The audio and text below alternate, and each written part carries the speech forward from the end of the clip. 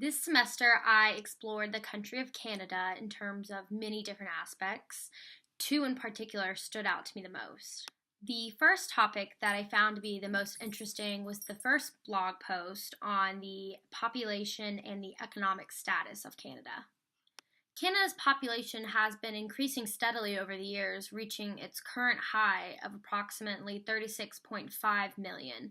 The major reason for this increase in the population is due to those who migrate into Canada.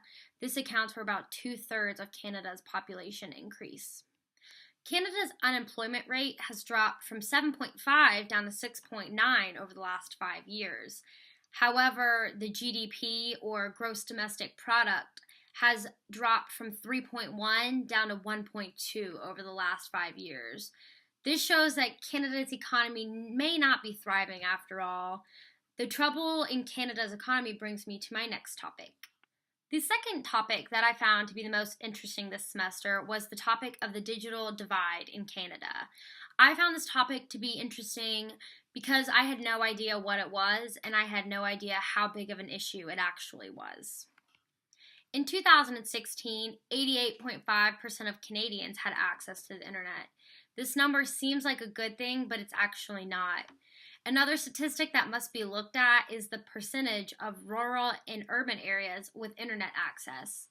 It was found of those with access to the internet that only 20% were from rural areas, meaning that 80% of those with internet access are in urban areas. This shows just how bad the digital divide is.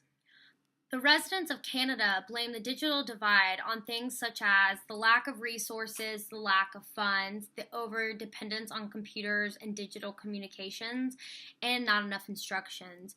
An experiment was actually done, and the findings were astonishing.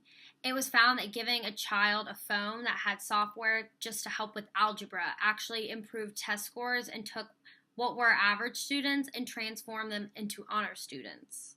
Providing internet access and technologies to rural areas in need can really help those students in major ways.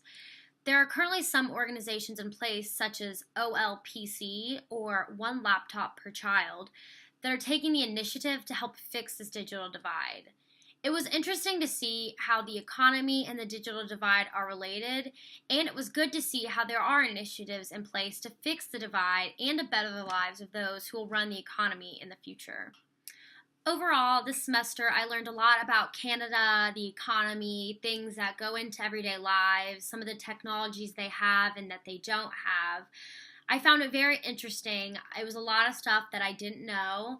These two topics were just two of my favorite and two that I just found to be the most informative and the most interesting.